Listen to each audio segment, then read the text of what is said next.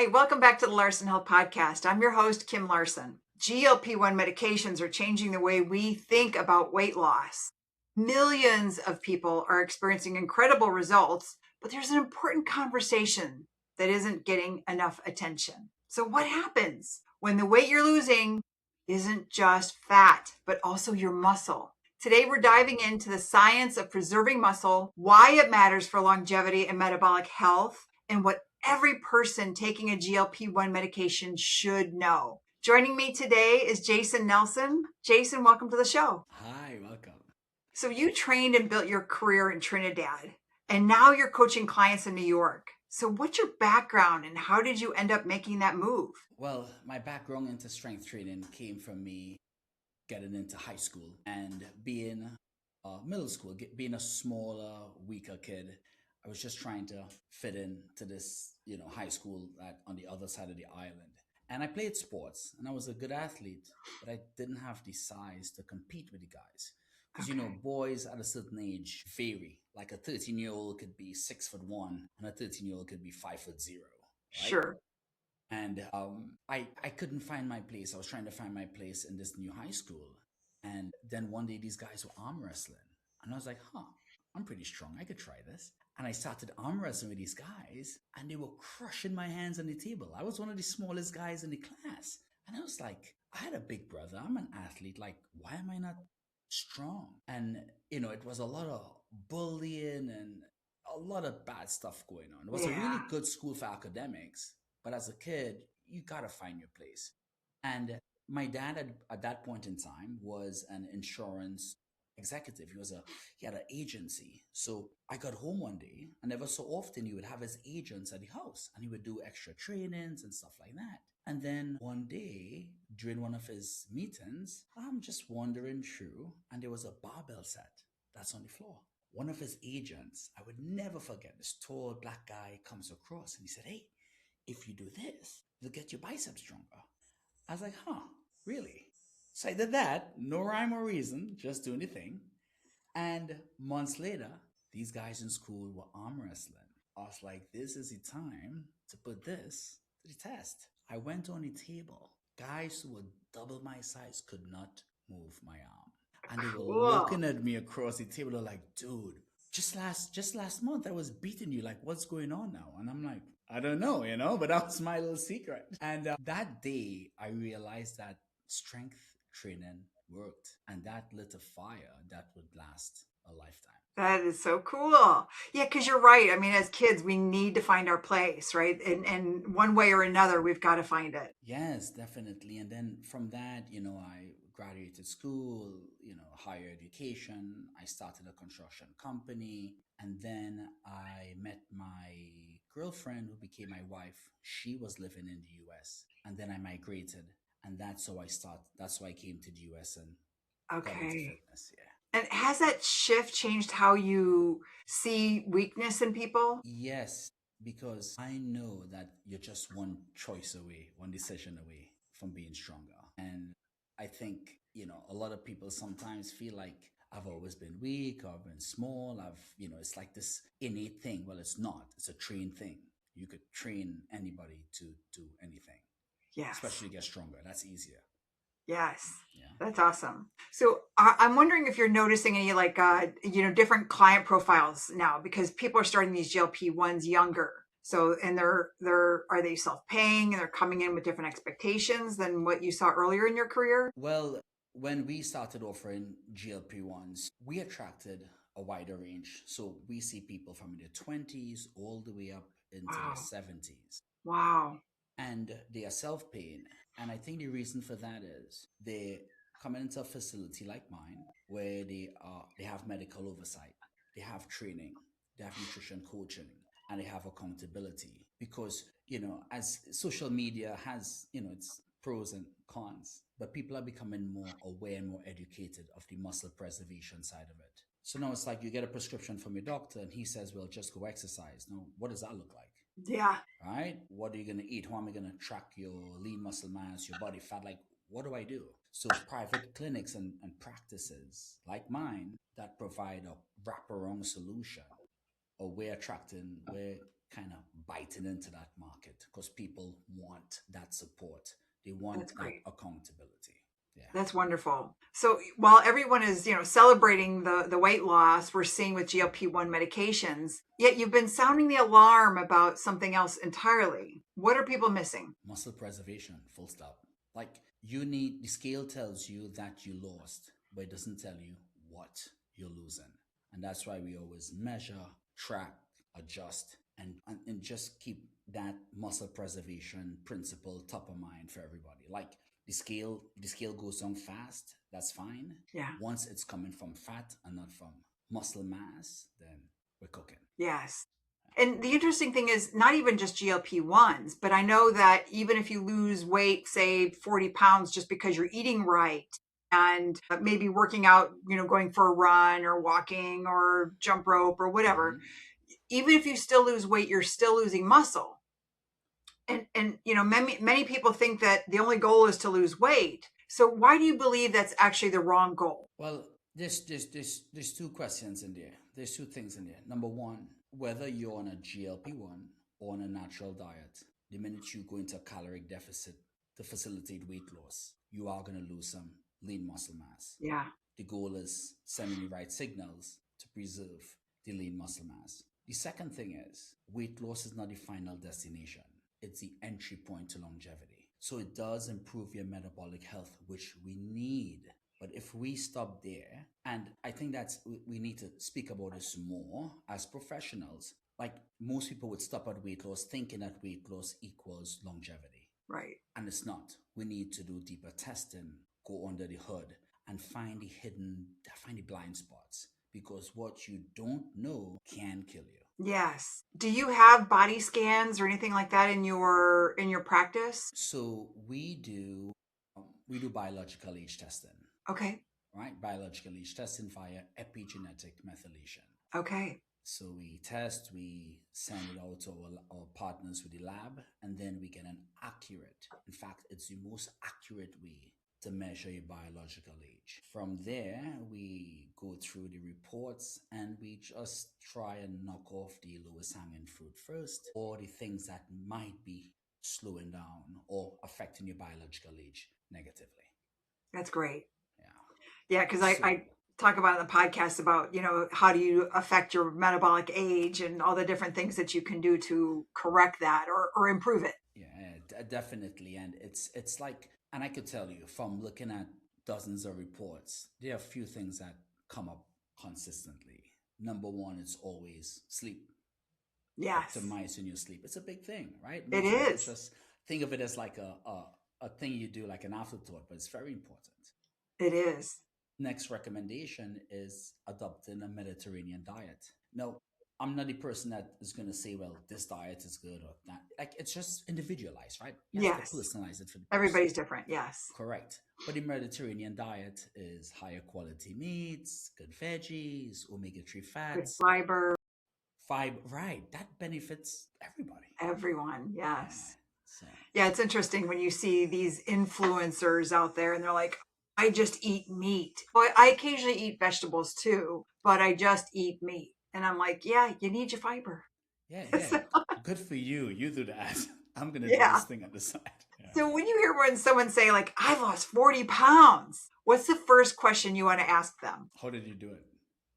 And Okay. if they answered diet and exercise, I'm like, cool, no more questions. If the second question, if they said, well, I use a GLP-1, then I lean in. I was like, so did you track your body composition before you start the intervention, during, and after?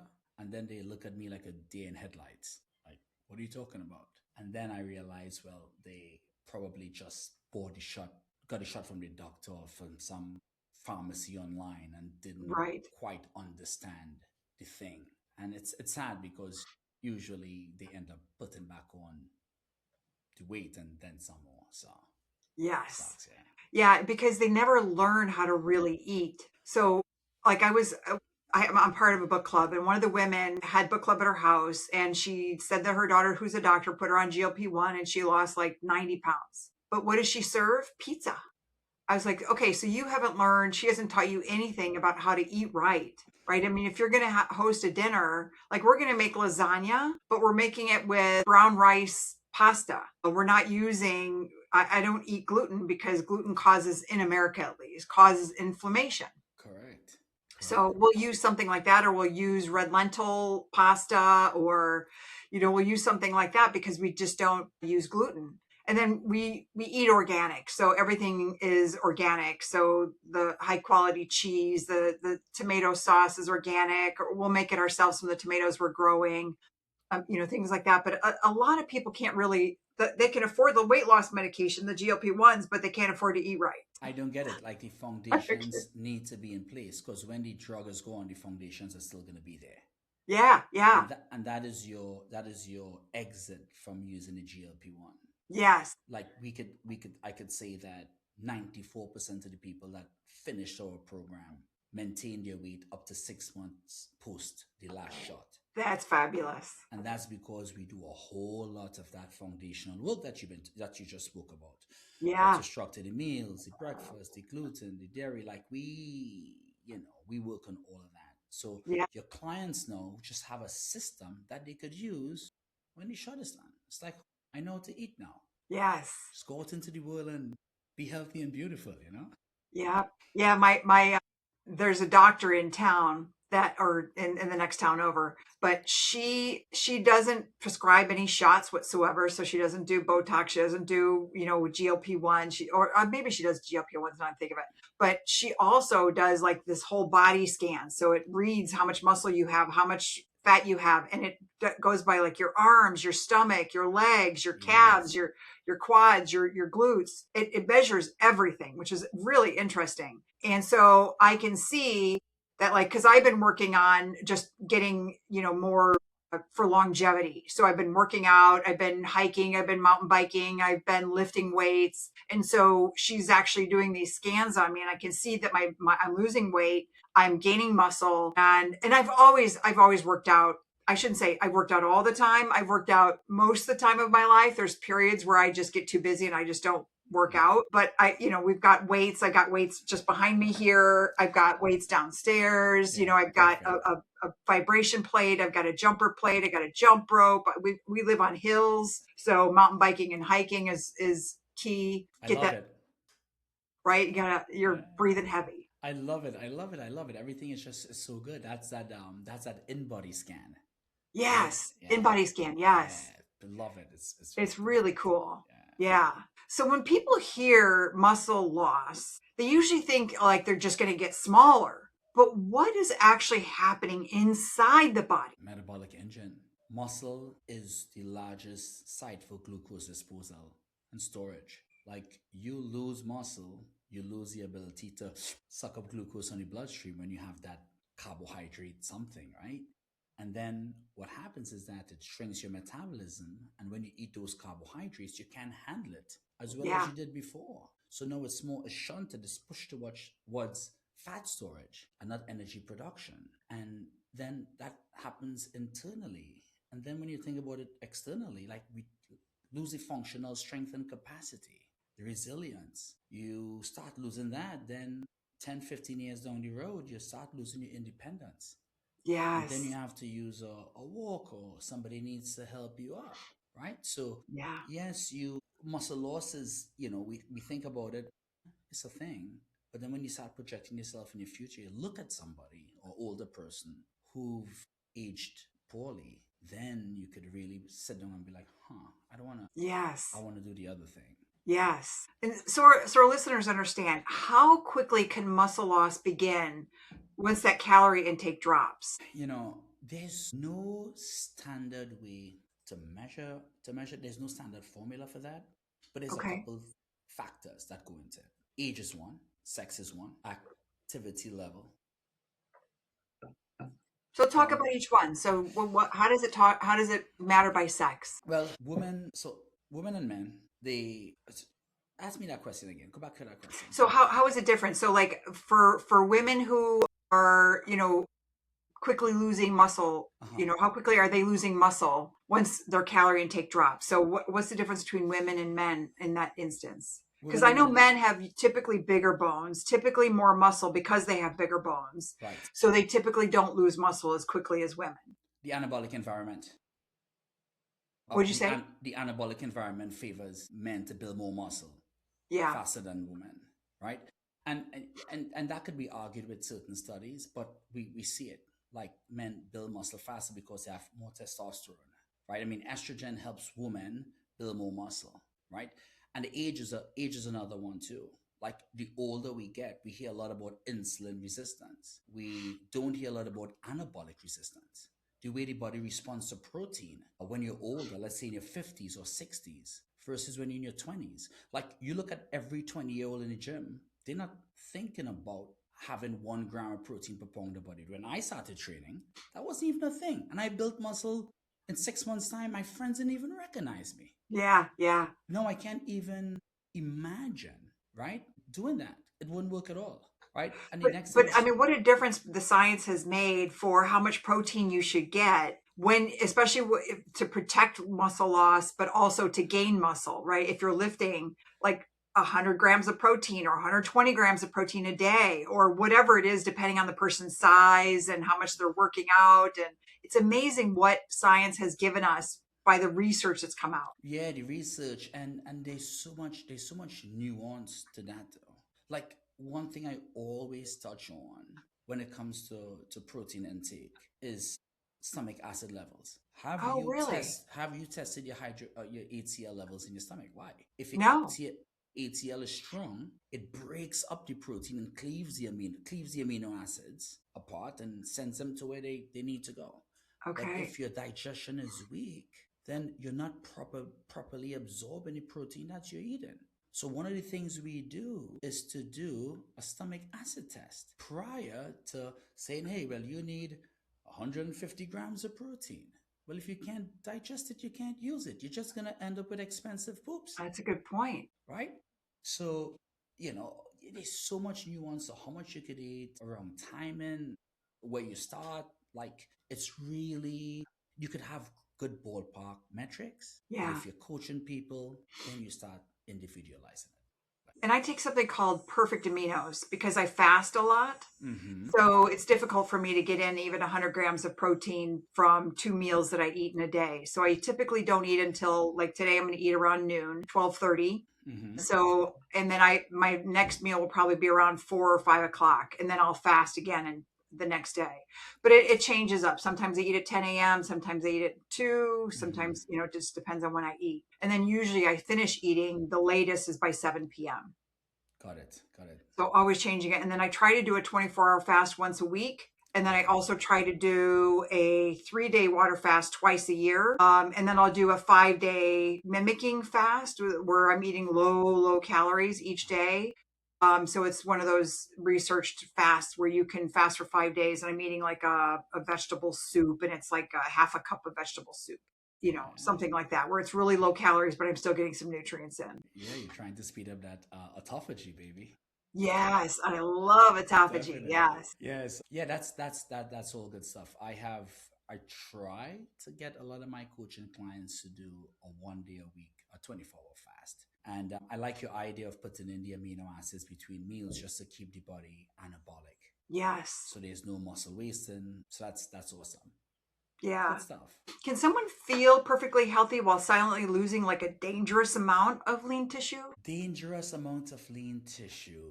So like I've got a girlfriend who thinks she's going to be she's got a problem with her image. And so she's lost so much weight you can actually see the bones in her arm. Mm, She is so skinny and she thinks that is perfectly normal.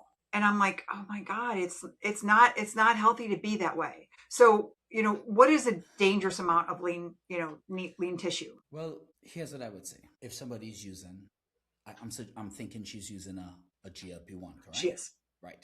So when somebody's using a GLP-1, they could feel healthy for a certain period of time. Like that win, that short win that you get in the middle, in the beginning, you'll feel fine. Like your appetite goes down, your blood after a while, your blood markers, the numbers get better. Psychologically, you step on the scale and you start feeling better.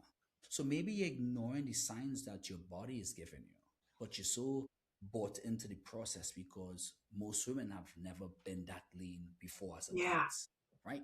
So they tend to ignore the feeling, I'm feeling terrible. So initially, it's a mix of that psychological win and the fact that you are getting lighter. So sometimes, half of the times, this is based on my practice, you might get somebody with a lower energy, but when you start dropping your weight, you have less weight to carry around all day, so the energy might spike a bit, Yes. right?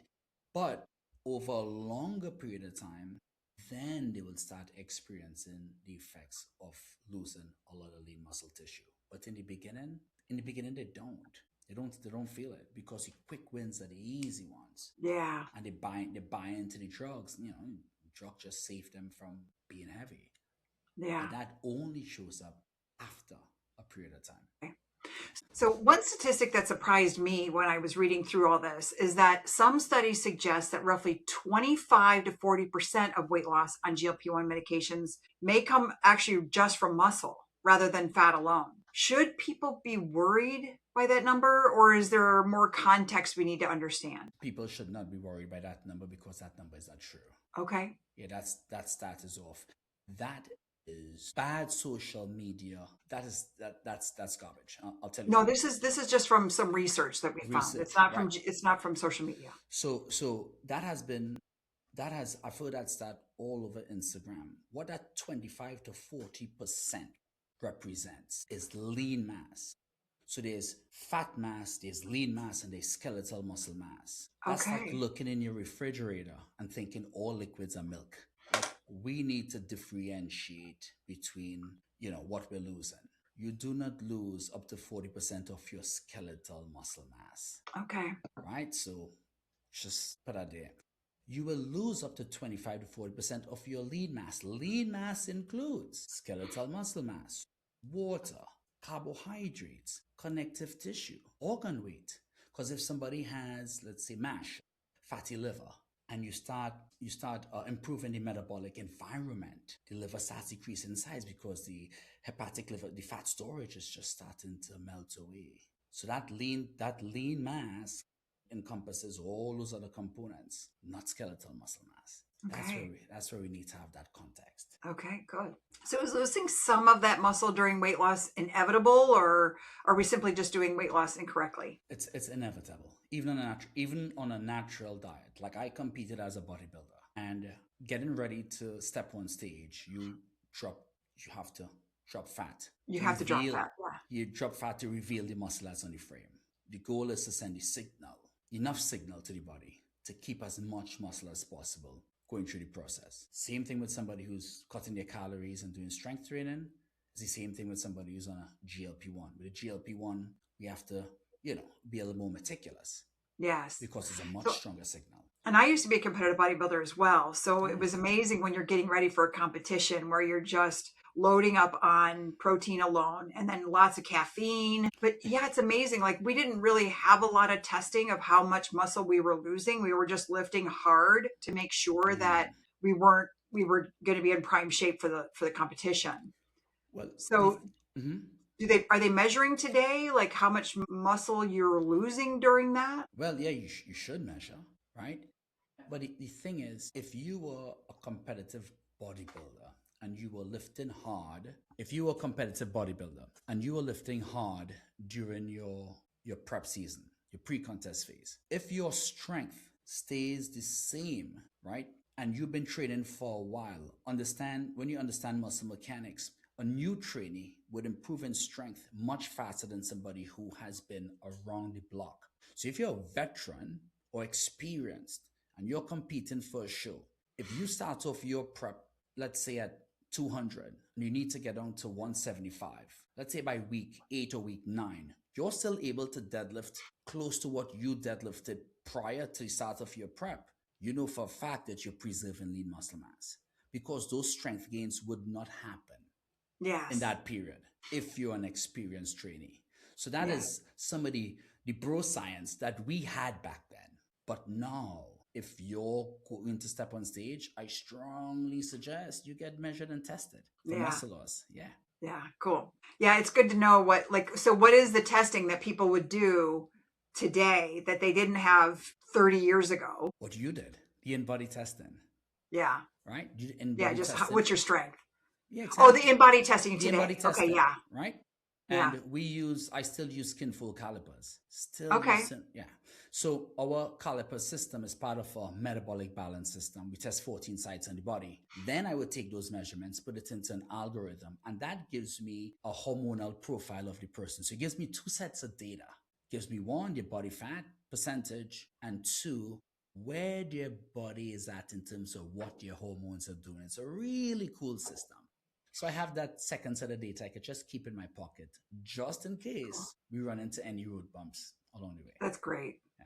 Do you ever take any of your clients to competition? Are any of them interested in that? Or is it more, I want to preserve muscle? Well, I stopped training competitors, I would say around 10 years ago. Okay. I still just consult with one as opposing coach in the city, but I've had my first guy won first place, first guy ever. Two people went professional, one went national, and Cool. out of all the competitors I trained, only one competitor didn't place, didn't get a trophy. And when you look at her transformation from before to when she stepped on stage, it was a total different person. So I consider that a personal win. That is a win. Yes. Yeah, definitely.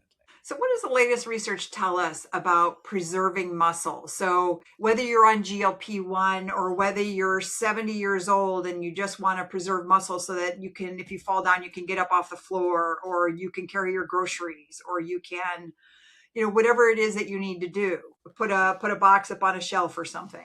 What does the latest research tell us? Well, it's nothing fancy. It's still simple. So strength training preserves lean muscle mass even when protein intake is moderate. So, how often do they need to lift and for how long? And Ah. what muscle groups do they need to focus on in order to preserve it, for their needs when they're older or even just younger, right? There's so many people who are obese at 20 years old. You're asking some great questions. You love the nuance. You love the little pieces. I love it. So what they found was is that a frequency of twice a week was sufficient. And Wow. when they added a third day, it didn't make that much of a difference. It The didn't. lifts, no, it didn't. Wow. Interesting, right? Yeah. But I guess I went through the paper, but I guess that was for people who were fairly new to strength training. Okay. So for veterans like ourselves, You need to that was progressively increase exact weight and stuff. Yeah. exactly. And the lifts that they were using were compound lifts, squats, hinges, presses, rows, Yeah. versions of those compound lifts. Yes. Now, another piece of research, they found that higher protein intake helps save muscle mass. And then when they combine strength training and a higher protein intake, it outperforms strength training with moderate protein intake and higher protein intake without strength training. And then they added creatine in a 2023 study. Love creatine. Yeah. So creatine, then they added the creatine plus strength training plus a higher protein intake produced the best results in all the research when it comes to preserving muscle mass as in older adults. Cool. Yeah. Middle to older Listen, adults. I take creatine every day, but sometimes I double up on my one night we went out, saw friends. I haven't drank in like 6 months, but I did have a drink and I drank about half of it. I just didn't it just didn't taste good. But that night, just by having a half of a drink, I didn't sleep well. And so I took two dose. I took a double dose so that I could help my brain be sharper. So I don't use it just purely for muscle, but also for my brain health. Oh yeah, definitely. Alcohol affects my sleep too, so I don't drink that much. I rarely drink anymore. And 20 grams of creatine post a poor night's sleep has been shown to improve cognitive function the day after. Yes. But a little known thing about creatine that people don't speak about, creatine is very essential. Well, it helps with the methylation cycle. You see, half of Americans don't methylate properly. That's More why than half. right. Yeah. We have that SNP in the MTHFR gene group. Yeah. So creatine uses about 40 to 45% of methyl donors. So now we have half the population, more than half, not methylating well, and then the Yeah. body must produce creatine. So once we supplement with creatine, we reduce the methylation burden on the entire system. So Cool. I didn't know that. it's very, very conducive to epigenetic expression, Yeah. helping epigenetic expression across the body. Yeah, cool And stuff. I take a methylated B vitamin, Mm. MTHFR methylated vitamin. But when I took my DNA test, I don't have a methylation problem. But I still take it because it doesn't hurt. Well, you don't need to have methylation. You don't need to have a methylation problem. Like once you're taking, well, I know we don't really eat much processed foods. Once you're consuming foods that have folic acid, you Yes. tend to block up the methylation pathway because the body does process folic acid. Folic acid was added to the food because we didn't have enough folate in our Yeah. diets, But right? those are usually processed foods. Yeah. Right. But folic acid, the body processes it and uses it in the methylation cycle, but at a very, it's a cost to the body. It's not an Yeah. even exchange. It's like you're using a currency of higher value and you're trying to get, like the value is not the same. So it's better to not or eliminate folic acid from your diet and then just add the folate to support the methylation pathway. Okay. Yeah. So that's interesting. So Mhm. now I hear people always say, like, eat more protein, eat more protein. But that advice sounds much easier than it actually is for someone whose like appetite is almost disappeared for someone like on GLP-1. So how do you approach this with your clients about getting more protein when their appetite is low? Firstly, I try to have my clients not have their appetite disappear completely. We got in this position because we were overfed and undernourished. So now we are reducing calories. We run the risk of becoming malnourished. Okay. We run the risk of becoming malnourished. So I try to just curb the cravings, but not eliminate appetite altogether. In terms of getting your protein in when your appetite is low on a GLP-1, we opt for more easier digestible sources of protein. So I would prefer somebody eat some salmon versus some steak. I'm not against steak. I love steak. I had steak yesterday. But something that's easier because gut motility has slowed down. So we want to get something that could go through the system. Then we would use amino acids to fill that gap, protein powders to fill that gap. And we also want to have protein that digests faster because we also need room. We still need room for the veggies and the berries, the Yes. micronutrients that support health. Like it's not just protein only. The body needs to be healthier. So we need Yes. all the micronutrients to just, to fill in the gaps. So that's how we help our clients hit their protein goals. Yeah. So tell me what you prioritize. Maybe it's all of them, but do you prioritize daily protein, or do you prioritize like protein timing or protein quality? If I were to break that down in order of most important to least important, overall protein intake Okay. would be more important. We just need to keep the body in a positive nitrogen balance. Secondly, it will be protein quality. The amino acid profile needs to be optimized to stimulate muscle protein synthesis. And then protein timing. Protein timing, there's research that shows from 2023, 100 grams of protein, they use milk protein, post exercise, kept muscle anabolism up for 12 hours after a resistance training Cool. session. 100 grams of protein or just 30? 100 grams. It was compared 25 to 100, and 100 grams kept that synthesis on for up to 12 But I hours. thought that there was like a certain point where the protein gets wasted, right? So it's somewhere around 30 or 40 grams that you can have, and after that it gets wasted. Not wasted. The body absorbs it, but that means that, so if you're using it to stimulate muscle protein or protein synthesis or repair, you would have a diminishing effect post a certain amount of protein. But that doesn't mean that the protein gets wasted. Remember, protein is needed for the detoxification system. All phase 2 detox in the liver is amino acids. Okay. Right? I mean, we need amino acids to do that. Protein, we need amino acids to help the immune system. So if we're only thinking about muscle, but proteins are broken down into aminos, they're broken down into peptides, then they're bioregulators. Like all these things require proteins in the body. So when the muscle gets a share, or when the body gets a share, then the muscle gets what it needs to get after. Okay. And I challenge that too, because a 120-pound woman versus a 220-pound man with significantly different muscle mass. Yes. If 25 grams of protein works for her, what's 25 grams of protein going to do for him? Nothing. Well, very little. Very little, right? So those things, I listen to I watch the research, and then I question. I'm like, this kind of doesn't make sense if I look at it. Yes, So I agree. So there's a lot of myths out there about protein. So what's the biggest protein myth you wish would disappear? There might be a lot. This is a tricky one. I would say that plant protein is just as efficient as building muscle as animal protein.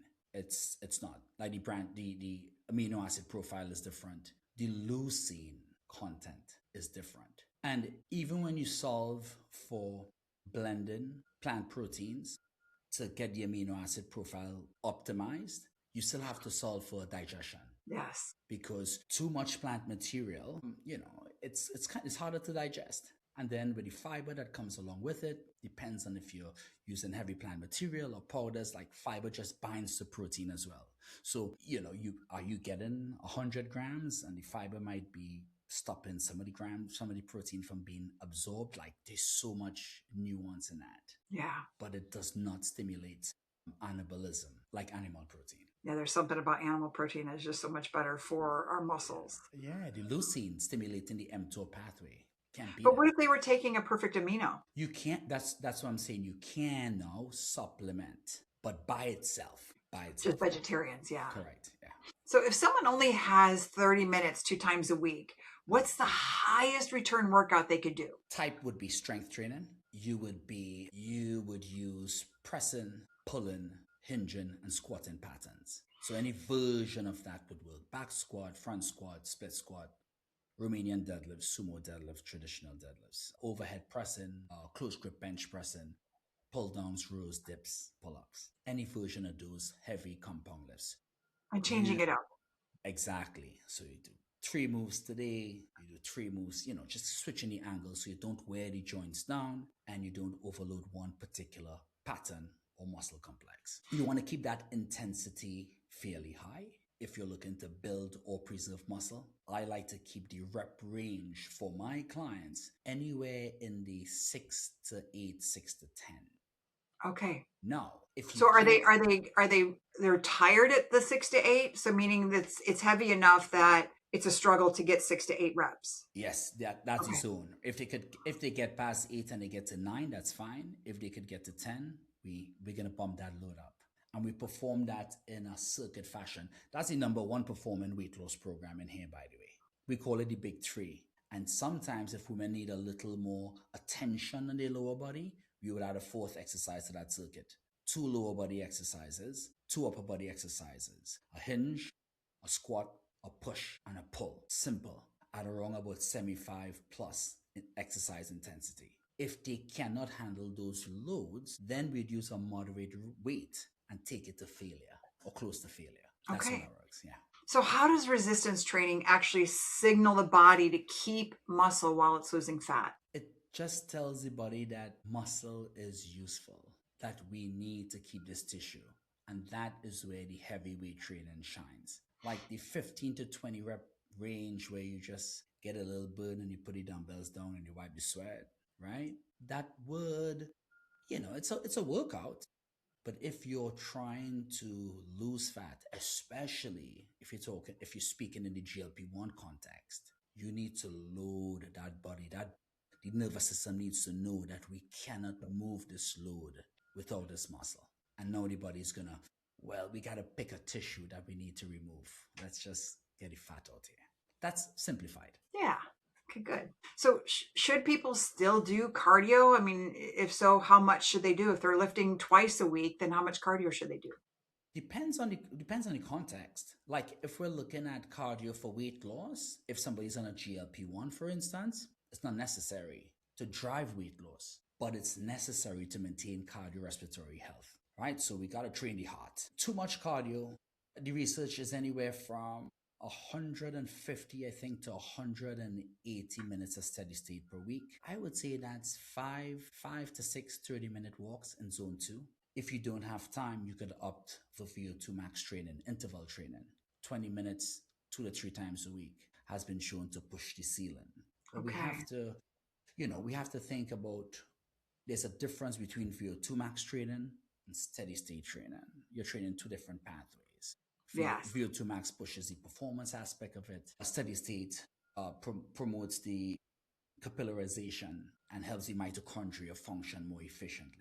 So we Yes. have, And you need both, you really. need exactly. So when we're structuring a workout program, that same 30-minute strength training prescription, you add on about 15 to 20 minutes of VO2 max after that. And now you have 1 hour where you are smoking your white. And on your day off, you perform your steady state, whether you're walking your dog or you're biking or you're hiking, as you know, where you are, that's perfect. That's a perfect prescription to maintain strength, fitness, heart health, boost longevity, brain health, like everything just comes together like that. Yes. Yeah. So can someone realistically build muscle while they're taking a GLP-1 medication? So, say someone's actually preparing for a competition. Could they actually take a GLP-1 medication and still build muscle? When you're prepping for a competition, there's no muscle building. It's muscle preservation. Same thing if you're taking a GLP-1 for weight loss. Your thinking needs to shift to muscle preservation. Because at that dosage, that's not going to happen. If you're using a GLP-1 for longevity and you're microdosing just to improve your, let's say, your blood glucose profile a bit, you can build muscle there. No, I'm pretty sure somebody in the world building muscle in a GLP-1.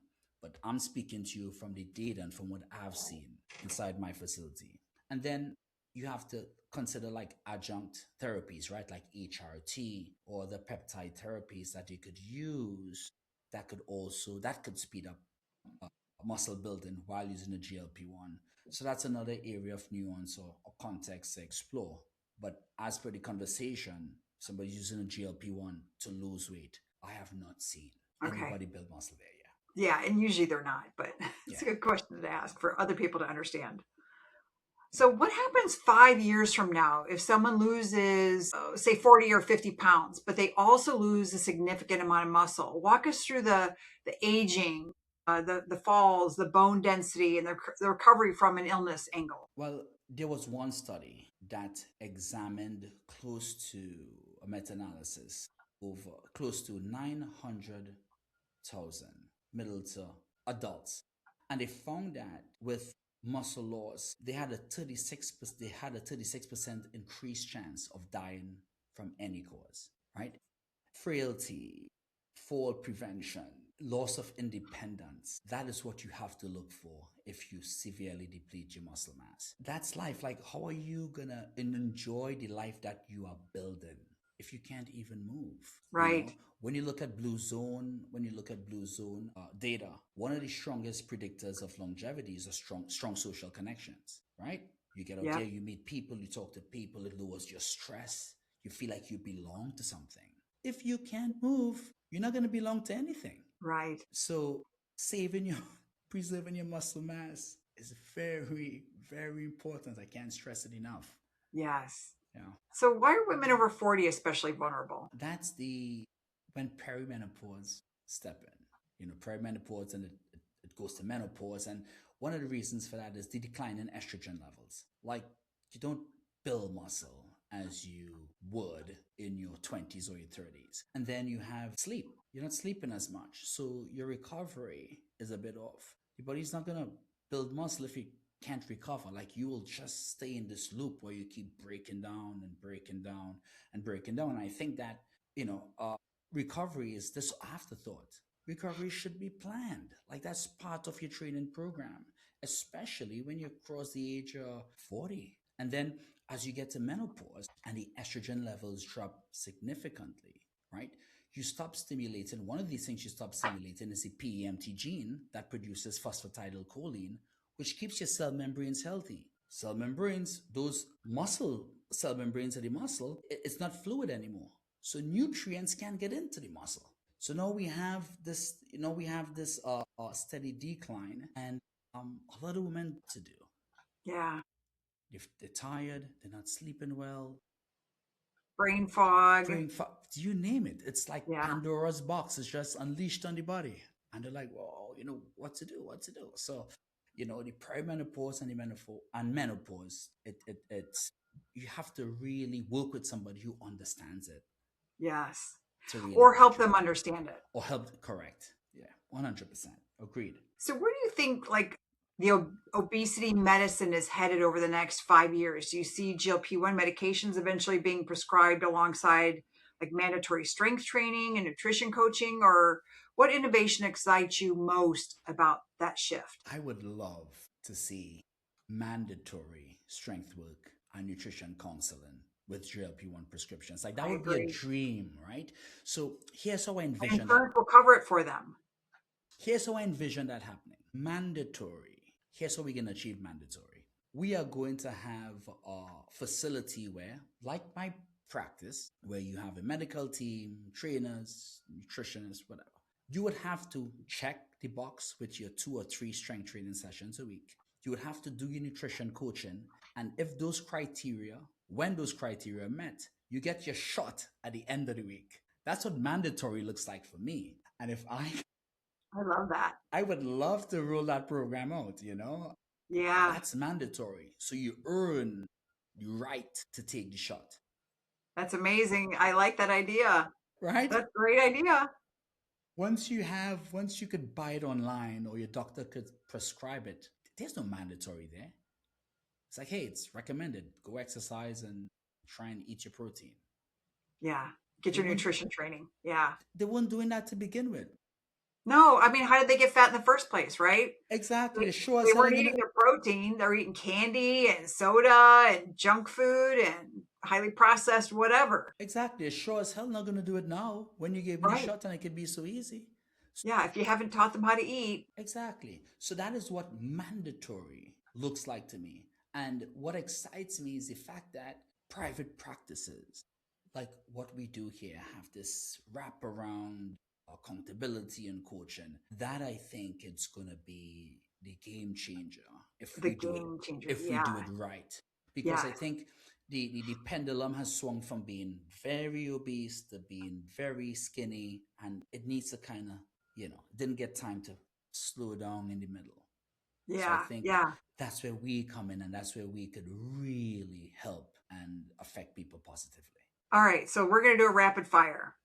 Let's go for it. So, what's one thing almost everyone gets wrong about muscle? It makes you bulky. If you had only one piece of advice for someone starting Ozempic tomorrow, what would it be? Start a structured training program 2 months ago. Okay. What's one health habit that's completely free but dramatically improves longevity? 7,000 steps daily. Okay. What's one thing you've changed your mind about over the past 5 years? Consuming gluten, dairy, and sugar. Imagine someone comes to you and says, Jason, I don't care about building muscle. I just want to be skinny. What would you say to them? Why are you actively choosing to shorten your health span and your lifespan? Good answer. Jason, thank you so much for sharing your expertise today. This has been an eye-opening conversation, and just a reminder that successful weight loss isn't just about losing pounds. It's about protecting your strength, your metabolism, your long-term health, your longevity. To everyone watching, if you found this conversation valuable, be sure to subscribe to the Larson Health Podcast, leave a review, and share this episode with someone who could benefit from it. And if you're in New York, check out Jason. He can really help you get into a great place for your longevity, your health, your muscle. And thanks for listening. We'll see you next time. Thank you.